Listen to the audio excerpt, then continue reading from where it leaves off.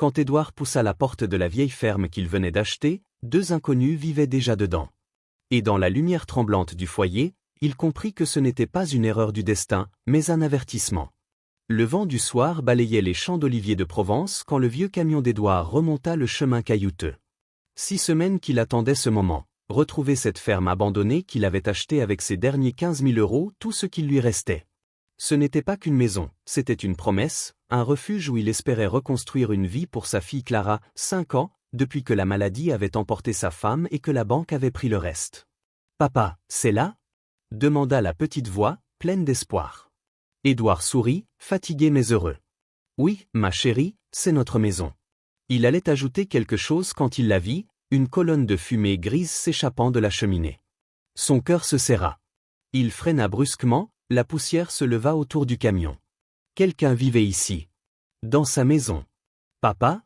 Pourquoi tu t'arrêtes ? Reste dans la voiture, Clara. Juste une minute, d'accord ? » Il posa sa main sur celle de sa fille, puis descendit. L'air sentait le bois brûlé. La porte d'entrée, qu'il avait laissée close en juin, était entr'ouverte. Il s'avança lentement, chaque pas grinçant sur le sol humide. Ses instincts d'ancien ouvrier du bâtiment se réveillèrent. Observation, prudence, silence. La pièce principale était éclairée par un feu vif dans l'âtre de pierre. Les planches poussiéreuses avaient été balayées, les vitres cassées recouvertes de plastique.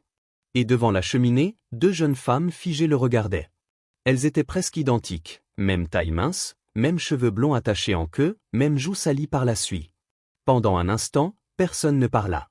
Puis l'une fit un pas en avant, les mains levées. « S'il vous plaît, ne prévenez pas la police. On va partir, je vous le jure. »« Qui êtes-vous » demanda Édouard d'une voix plus dure qu'il ne le voulait. L'autre sœur se plaça aussitôt devant la première, protectrice. « Nous pensions que cette ferme était abandonnée, on ne voulait déranger personne. On n'a rien cassé, rien volé. On cherchait juste un abri. » Édouard jeta un coup d'œil autour de lui. Tout était rangé, nettoyé. Même la cheminée, condamnée depuis des années, tirait parfaitement. Ces filles n'étaient pas des squatteuses. Elles avaient pris soin de la maison, presque comme si elles l'aimaient. « Comment avez-vous trouvé cet endroit ? » « On vient de Morneuse, à 10 km d'ici, » répondit la première. « Tout le monde sait que cette maison était vide depuis des années. On ne savait pas que quelqu'un l'avait rachetée. » Une voix d'enfant coupa l'attention. « Papa ?» Clara se tenait sur le seuil, serrant son lapin en peluche. Ses boucles brunes encadraient son petit visage curieux. « Je t'avais dit de rester dans la voiture, mon cœur. Mais j'ai eu froid, et j'ai vu la fumée. Je croyais qu'on pouvait faire un feu aussi. » Elle regarda les deux femmes sans peur. « Elles vont habiter avec nous ?» Le silence retomba, lourd. La plus jeune des jumelles baissa la tête. « Non, on partira tout de suite », promit-elle précipitamment. Mais Clara s'était déjà avancée vers le feu, tendant ses petites mains vers la chaleur. « C'est joli ici, mieux que l'hôtel où on dormait. Tu crois qu'elles peuvent nous montrer comment elles ont fait le feu, papa ?» Le cœur d'Édouard se serra. Sa fille, cet enfant qui avait tout perdu, parlait encore avec bonté et innocence. Il la regarda, puis regarda les deux sœurs. Sous leur peur, il reconnut autre chose, la même détresse qu'il portait depuis des mois. Ce vide qu'on tente de combler avec un peu de chaleur et de silence. Il inspira profondément. « Asseyez-vous, » dit-il calmement. Les jumelles échangèrent un regard, hésitantes. « S'il vous plaît, » reprit-il d'une voix plus douce. « On va en parler. » 20 minutes plus tard, ils étaient tous les quatre assis autour du feu. Clara, blottie contre son père, luttait contre le sommeil. Les deux jeunes femmes étaient assises sur une caisse, prêtes à fuir au moindre bruit. « Je m'appelle Aurore, » dit la première. « Et voici ma sœur, Violette. »« Je suis Édouard, » répondit-il. « Et voici Clara. »« On est sœurs jumelles, » ajouta Violette timidement. « Évidemment. » Clara eut un petit rire avant de fermer les yeux. Pour la première fois depuis des semaines, elle semblait apaisée. Le feu crépitait, la nuit s'installait dehors, et un silence étrange régnait dans la pièce. « Alors, Aurore, comment en êtes-vous arrivée là ?» demanda doucement Édouard. La jeune femme prit une longue inspiration, ses doigts serrés sur ses genoux. « C'est une histoire compliquée. Mais je vous promets, on n'a jamais voulu faire de mal à personne. On voulait juste survivre à l'hiver. » Édouard hocha lentement la tête, sans répondre. Il savait déjà, au fond, que cette rencontre allait tout changer. Dehors, le mistral soufflait entre les cyprès, et dans la cheminée, une étincelle éclata comme un présage. Ce soir-là, 3 cœurs perdus venaient de se croiser. Et aucun d'eux n'imaginait encore que le plus dangereux secret de cette maison n'était pas dans le passé, mais dans ce qu'ils allaient découvrir ensemble. Ce soir-là, 2 inconnus racontèrent une histoire si tragique qu'Édouard en oublia presque la sienne. Le feu crépitait doucement, et chaque mot qu'elle prononçait semblait déposer un peu de cendre dans la pièce. Les jumelles s'échangèrent un regard silencieux, ce langage muet qui n'appartient qu'à elles. Puis Aurore prit la parole, la voix basse, les doigts crispés sur ses genoux. On a grandi à Montserin, près d'ici. Il n'y avait que nous 3, maman, Violette et moi. Papa est parti quand on était bébé. Maman a tout fait pour nous élever. 2 emplois, parfois 3. Elle disait toujours, travaillez dur, mes filles, la vie finira par vous sourire. Violette reprit le fil, la gorge serrée. On a eu des bourses, toutes les 2. Moi en gestion agricole, Aurore en économie rurale. Maman était si fière. On a obtenu nos diplômes en juin dernier. On croyait que tout allait commencer. Le silence tomba. Le feu projeta une lueur rouge sur leur visage. En août, maman a eu un accident à l'usine de conditionnement. Une machine défectueuse. Elle a survécu, mais sa colonne a été brisée. Elle ne pouvait plus marcher. Clara dormait contre l'épaule d'Édouard. Il la berçait doucement, sans quitter les jumelles des yeux. On est revenu à la maison, continua Violette. On a refusé les offres d'emploi. On voulait la soigner, le temps qu'elle guérisse. On croyait que l'assurance paierait. Quelle naïveté! L'entreprise a rejeté sa demande, l'a accusée d'imprudence. Pendant ce temps, les factures s'empilaient. Elle eut un rire amer. On a tout essayé, je servais dans un café, Aurore aidait aux récoltes. 3 petits boulots, pas assez pour suivre. En octobre, maman a fait une infection. Elle est morte le 23. Aurore détourna la tête pour essuyer ses larmes. Le feu claqua, envoyant une pluie d'étincelles dans la pénombre. Je suis désolé, murmura Édouard. Les mots lui semblaient ridicules face à tant de chagrin. Les dettes médicales dépassaient 80 000 €, reprit Aurore. Les huissiers ont tout pris, la maison, la voiture, même la bague de mariage de maman. On n'avait plus rien. En décembre, on dormait dans notre voiture. Puis elle est tombée en panne. Quelqu'un au café a parlé de cette ferme abandonnée. On voulait juste quelques semaines à l'abri, le temps d'économiser pour un loyer. Mais sans adresse, sans contrat, personne ne nous loue rien. On tourne en rond. Édouard les écoutait, immobile. Devant lui, 2 jeunes femmes qui avaient tout fait correctement, études, travail, sacrifice. Et pourtant, la vie les avait broyés. Il hocha lentement la tête. Quel âge avez-vous? 24 ans, répondit-elle en chœur. Clara dormait profondément, ses boucles éparses sur la veste de son père. Il la regarda, puis les jumelles. Et soudain, tout s'emboîta dans son esprit, la faillite, la honte, la perte. Ses filles avaient perdu leur mère, lui, sa femme. Elle n'avait plus de toit, lui, un toit à réparer. Depuis combien de temps êtes-vous ici? 3 semaines, dit Aurore.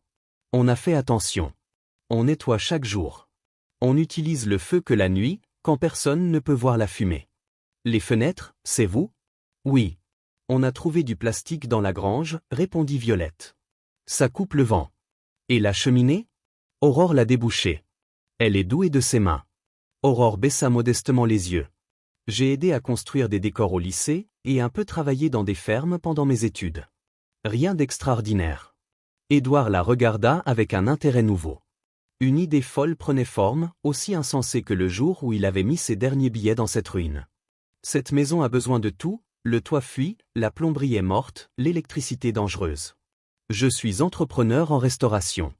Enfin, je l'étais, avant de tout perdre. Il fit une pause. Je ne peux presque rien payer, mais j'ai besoin d'aide pour remettre ce lieu en état. Si vous acceptez de m'aider, vous pouvez rester. On arrangera les couchages, on rétablira l'eau et la lumière. Vous apprendrez un métier, et moi j'aurai 2 paires de mains de plus. Les jumelles se regardèrent, stupéfaites. Vous êtes sérieux? Murmura Violette. Très sérieux. Mais il y aura des règles, honnêteté, travail, respect. On s'entraide ou on échoue ensemble. Un long silence suivit. Puis Aurore, les yeux pleins d'eau, demanda. Pourquoi? Pourquoi nous? Vous ne nous connaissez même pas. Édouard inspira profondément. Les souvenirs affluèrent, l'appel de l'hôpital, la maison saisie, le visage fatigué de l'employé de banque. Parce que je sais ce que c'est de tout perdre, dit-il enfin. Et parfois, la seule façon de survivre, c'est d'aider quelqu'un d'autre à le faire aussi. Le feu jeta une lueur dorée sur leur visage. Clara remua dans son sommeil, murmurant quelque chose d'incompréhensible. Aurore essuya une larme, puis hocha la tête. D'accord. Édouard esquissa un sourire, fatigué mais sincère. Alors c'est entendu. On reconstruit cette maison ensemble. Dehors, le Mistral s'était calmé. La lune, haute au-dessus des champs, éclairait la vieille ferme comme si elle bénissait cette promesse improbable. Dans l'ombre du foyer, 3 destins brisés venaient de s'unir, et aucun d'eux ne savait encore que la maison des cendres n'avait pas livré tous ses secrets. Parce qu'il y a 6 mois, personne ne lui avait tendu la main, Édouard décida ce soir-là d'en offrir une. Et ce simple geste allait lier 4 vies brisées dans un même destin. Violette se leva brusquement, dos tourné, les épaules secouées. Aurore la rejoignit et posa une main sur son bras. Des sanglots étouffés emplirent le silence. « Merci » souffla-t-elle, la voix tremblante. « Merci à vous » répondit Édouard en serrant Clara contre lui. « Reposez-vous. Demain, on verra ce que cette vieille maison exige. Il y aura du travail. » « On n'a pas peur du travail » dit Aurore avec une fermeté nouvelle. « Parfait, moi non plus. » Les jours suivants furent un chaos organisé. Édouard avait oublié ce que c'était de diriger un chantier sans argent ni matériel. Ils commencèrent par le courant, il rappela un ancien collègue, obtint des câbles d'occasion et refit lui-même la moitié du réseau. Aurore l'accompagnait partout, curieuse, attentive. « Pourquoi ce fil plus épais » demanda-t-elle. « Parce qu'il supporte plus de charges. En électricité, mieux vaut prévoir large. Sécurité d'abord. » « D'accord, » répondit-elle, notant mentalement chaque mot. Elle apprenait vite. Violette, de son côté, s'occupa des listes, des coûts, des bons plans, récupération de tuiles, peinture d'invendus, matériaux de seconde main. Elle trouva un poste de serveuse au café du village, 4 jours par semaine. Aurore, elle, décrocha un emploi au magasin de bricolage voisin, leur réduction d'employés devint leur trésor. Chaque euro gagnait un mur. Clara, elle, s'autoproclama chef de chantier. Installée sur un seau renversé, les jambes ballantes, elle commentait chaque geste. « Papa, cette planche est tordue. Elle est penchée exprès, pour l'écoulement de l'eau. »« Ah, mais elle a l'air tordue quand même. » Les jumelles riaient.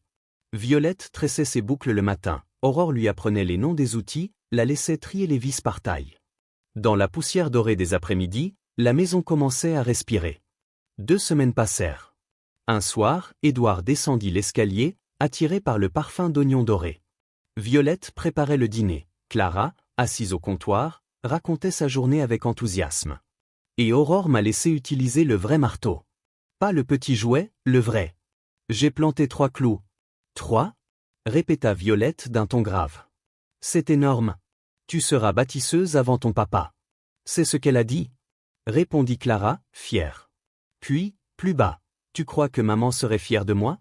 Édouard se figea dans l'ombre de la porte. Depuis la mort de Mélissa, il n'avait jamais su comment parler du manque. Mais Violette ne chercha pas ses mots. Elle posa sa cuillère, se tourna vers l'enfant. « Je crois qu'elle serait très fière, dit-elle doucement. Tu es courageuse, tu apprends, tu souris encore. Ta maman verrait tout cela et elle sourirait aussi. » Clara hocha la tête. « Elle me manque. »« Je sais.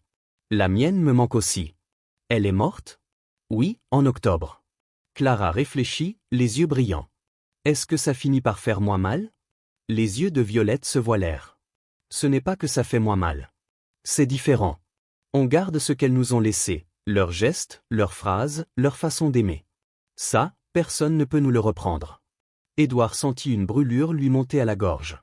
Il s'était efforcé de nourrir, de protéger, mais il n'avait jamais su aider sa fille à pleurer. Et voilà qu'une étrangère, en quelques phrases, venait de lui rendre ce lien qu'il croyait perdu. Plus tard, quand Clara s'endormit dans la petite chambre qu'ils avaient terminée en premier, il sortit sur le perron. Violette y était déjà, emmitouflée dans une vieille couverture, les yeux levés vers les étoiles. « Merci, dit-il simplement. Pour ce que vous avez dit à Clara. Vous avez entendu ?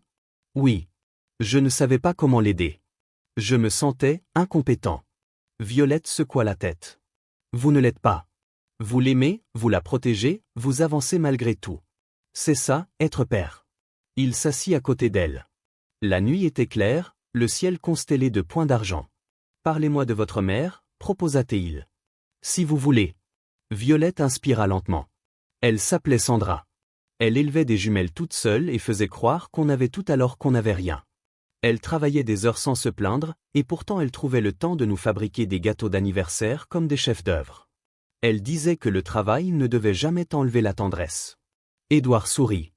Elle devait être extraordinaire. Elle l'était. Et je pense souvent qu'elle serait choquée de nous voir dans cette situation. Comme si on l'avait trahie. Vous ne l'avez pas trahie, répondit-il calmement. Vous avez tout sacrifié pour elle. Ce n'est pas un échec, c'est de l'amour pur. Le silence retomba. Un grillon chanta quelque part dans la nuit. Et votre femme? Demanda-t-elle doucement. Édouard hésita.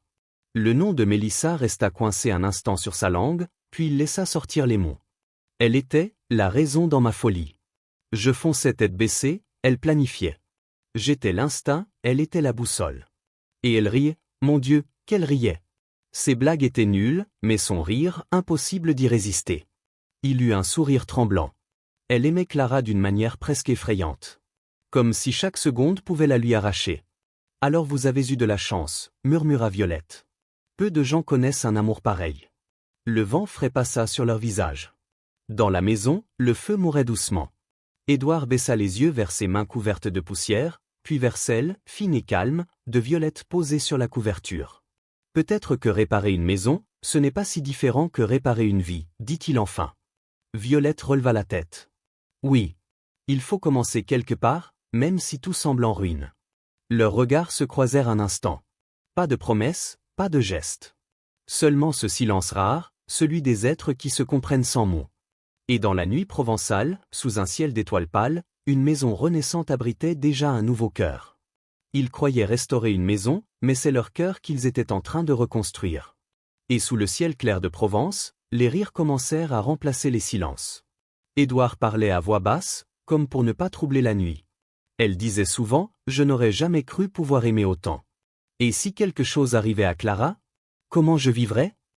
Il s'interrompit, la gorge serrée. Et finalement, c'est elle que j'aurais dû protéger. Violette secoua doucement la tête. On ne peut pas prévenir un anévrisme, Édouard. Ce n'est pas une faute. Je sais, rationnellement, oui.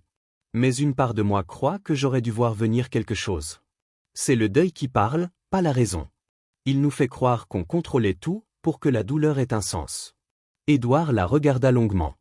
À la lueur de la lune, elle paraissait plus jeune que ses 24 ans, mais son regard portait une sagesse rare. Comment tu fais pour être aussi lucide? Elle eut un sourire fatigué. Traumatisme et thérapie. Notre mère nous a emmenés voir un psy quand papa est parti. Meilleure décision qu'elle ait prise. On a appris à nommer les choses au lieu de les enfouir. Peut-être que je devrais essayer, murmura-t-il. Peut-être, oui. Les mois passèrent. En mars, la vieille bâtisse reprenait vie. L'eau chaude coulait enfin, et la première douche collective fut un moment d'émotion silencieuse. La vapeur avait le goût de la dignité retrouvée. La cuisine, bricolée à partir de meubles récupérés, fonctionnait. Les chambres à l'étage accueillaient désormais 3 univers, Édouard et Clara dans la première, Aurore dans la seconde, Violette dans la troisième. Leur quotidien s'était tissé comme un patchwork. Aurore chantait parfois en travaillant, d'une voix claire qui remplissait la maison. Clara dansait autour d'eux, les joues tachées de peinture, et Violette dirigeait le chantier avec une rigueur d'ingénieur. Édouard sentait quelque chose se déplacer en lui, non pas l'oubli de Mélissa, mais un espace nouveau, une paix timide, la chaleur d'un foyer renaissant. Un samedi de fin mars, ils s'attaquèrent au jardin, devenu une jungle de ronces.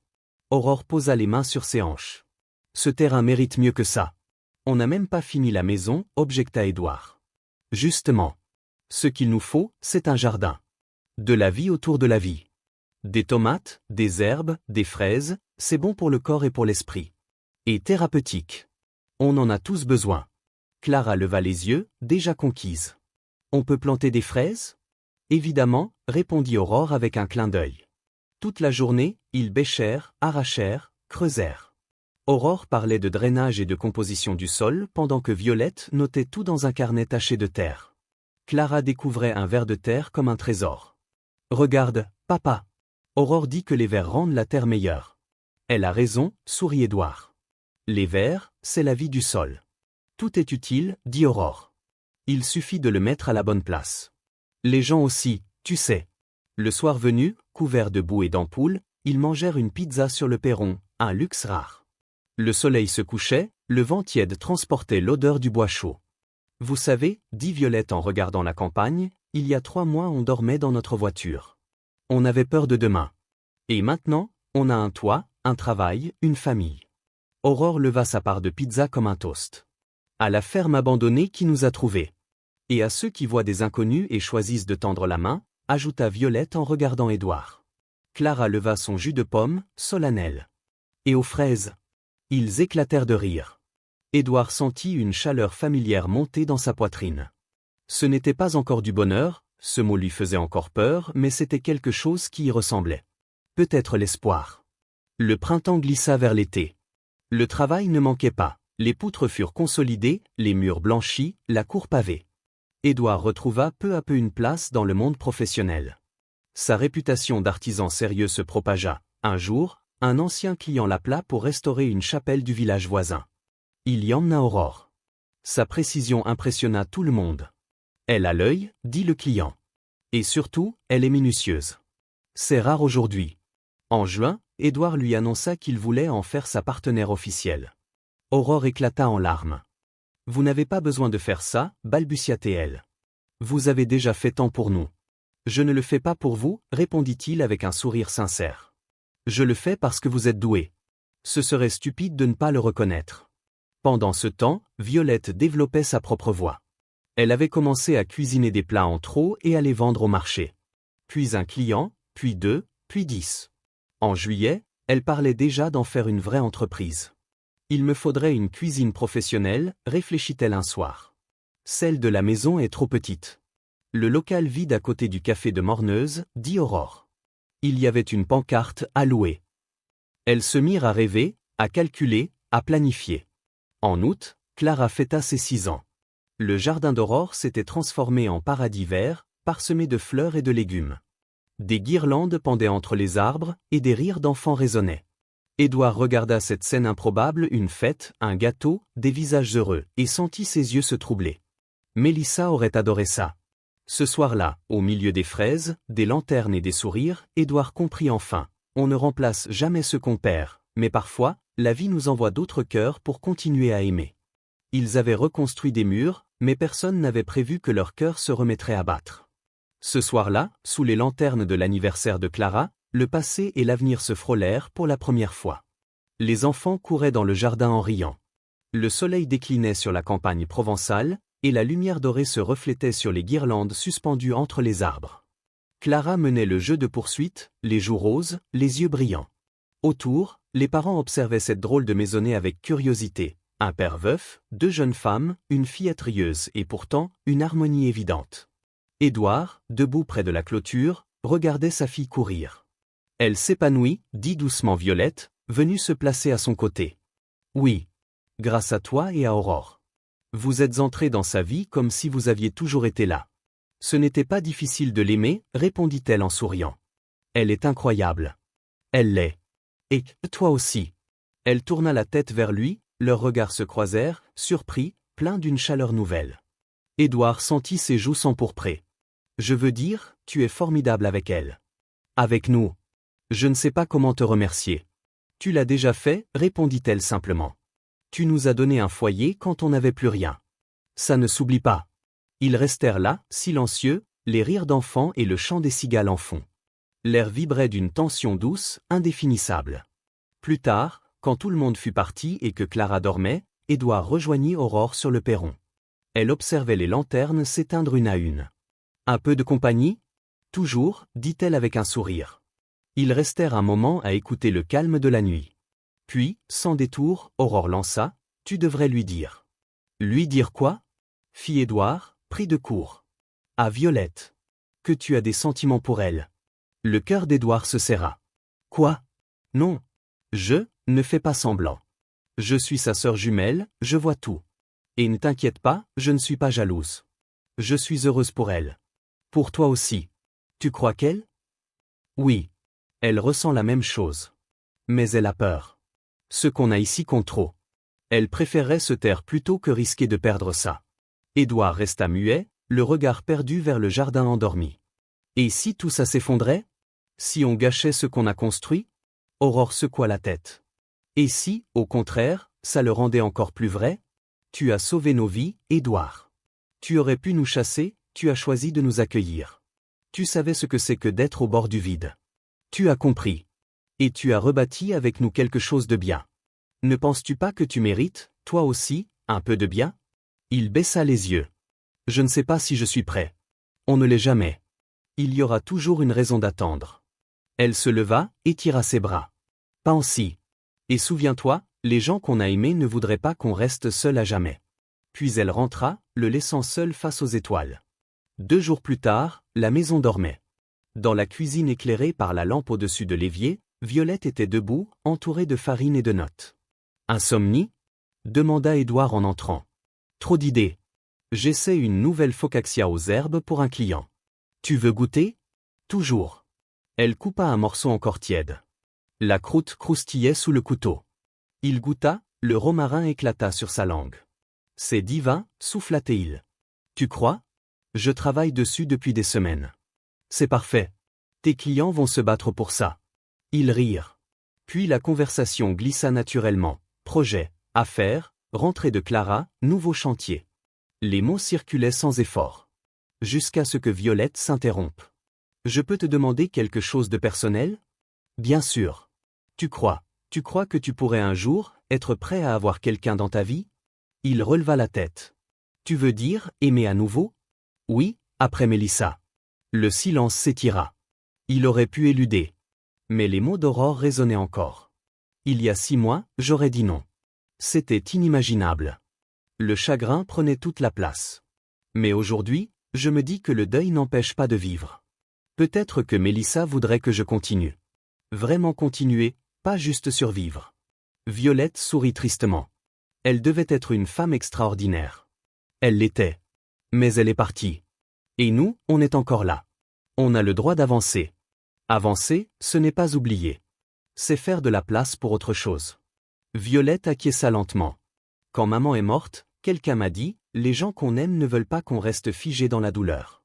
Ils veulent qu'on prenne tout l'amour qu'ils nous ont donné et qu'on s'en serve pour bâtir autre chose. Je n'y croyais pas. Maintenant, si.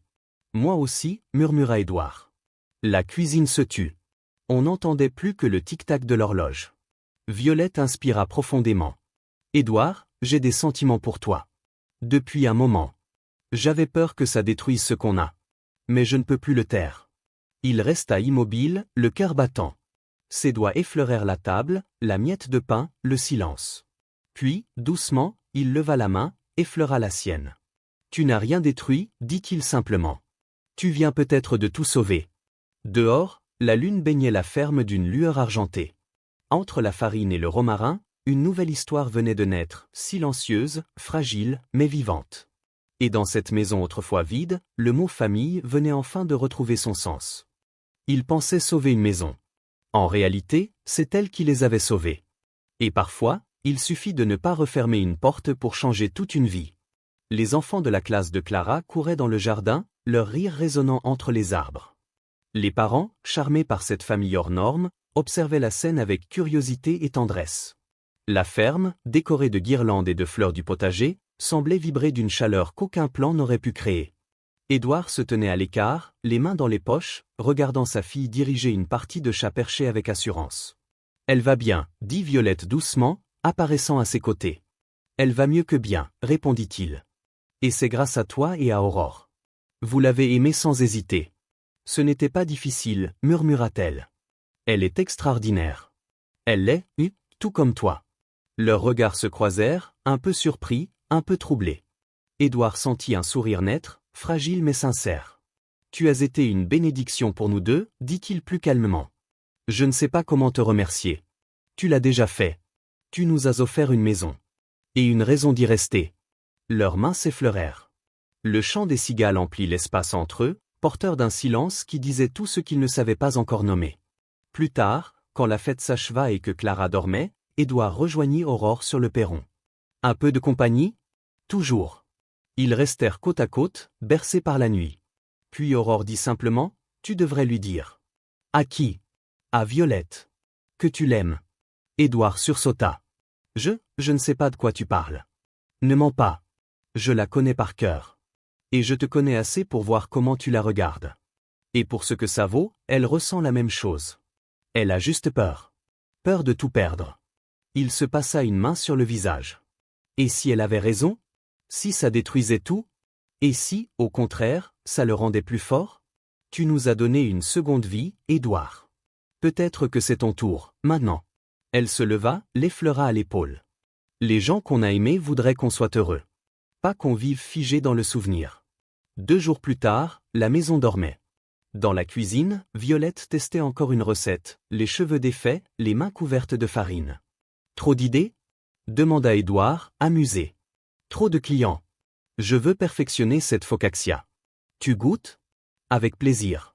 Elle lui tendit un morceau chaud et croustillant. Il ferma les yeux. C'est incroyable. Tu as trouvé ta voie. Grâce à toi, dit-elle simplement. Un silence confortable s'installa, entre le parfum du pain et la lueur jaune de la lampe. Puis Violette murmura. Édouard, tu crois qu'on peut t'aimer à nouveau après avoir tout perdu? Il posa le pain, la regarda. 6 mois après la mort de Mélissa, j'aurais dit non. C'était inimaginable. Mais aujourd'hui, je crois que le deuil, ce n'est pas arrêter de vivre. C'est apprendre à vivre avec ce qu'on a perdu. Violette hocha la tête. Maman disait toujours, prends tout l'amour qu'on t'a donné et serre-t'en pour bâtir autre chose. Je crois qu'elle avait raison. Elle avait raison, confirma-t-il doucement. Elle prit une inspiration. J'ai des sentiments pour toi, Édouard. Depuis longtemps. J'avais peur de le dire, peur que tout s'effondre. Il sourit, la gorge serrée. Alors, soyons 2 à avoir peur. Et voyons où ça nous mène. Leurs mains se trouvèrent sur la table, entre la farine et les herbes. Rien de plus. Mais tout avait changé. Les mois passèrent, et leur vie prit un rythme doux, presque ordinaire. Ils sortaient dîner, riaient au cinéma, se promenaient dans les champs. Clara remarqua vite les regards, les gestes. « Papa, toi et Violette, vous êtes amoureux ?» demanda-t-elle un matin, la bouche pleine de céréales. « On s'aime beaucoup, oui. Ça te va ?» Clara réfléchit, sérieuse. « Elle fait de bons pancakes. Et elle te fait sourire. Avant, tu souriais moins. Alors oui, c'est bien. » En novembre, ils quittèrent la ferme pour une maison en ville, plus chaude, plus pratique. Une grande cuisine pour Violette, un atelier pour Édouard, un jardin pour Aurore. « Tu es sûr de vouloir partir ?» demanda Aurore, émue. « On ne part pas, répondit Édouard. On avance. » L'hiver passa, doux et lumineux. Aurore rencontra un enseignant, Jacques, un homme patient qui riait de ses jeux de mots. Clara entra à l'école primaire et s'y épanouit. Dans ses dessins, elle écrivait fièrement « Mon papa, ma Violette, mon Aurore ». Le 20 décembre, exactement 1 an après l'arrivée des jumelles, ils retournèrent à la ferme. L'herbe avait repoussé, les planches tenaient encore. « On la vend ?» demanda Violette. « Non, répondit Édouard. Pas encore.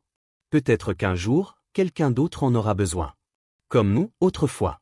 Qu'elle reste là, en attente. » Clara caressa la porte. « C'est ici qu'on est devenu une famille, hein? Oui, mon cœur. C'est ici que tout a commencé. Par hasard, ou peut-être pas. » En janvier, Édouard et Violette se marièrent à la mairie. Aurore était témoin, Clara jeta les pétales avec un sérieux comique qui fit rire tout le monde. Ce n'était pas un conte de fées. C'était mieux, réel, fragile, construit sur le courage de continuer. Leur entreprise prospéra. Quin et Restauration devint synonyme de qualité, et la cuisine sauvage de Violette eut une liste d'attente interminable. Aurore et Jacques se fiancèrent au printemps. Un soir, presque 2 ans jour pour jour après leur première rencontre, Édouard et Violette s'assirent sur leur nouveau perron. Par la fenêtre, on voyait Clara jouer avec Aurore et Jacques.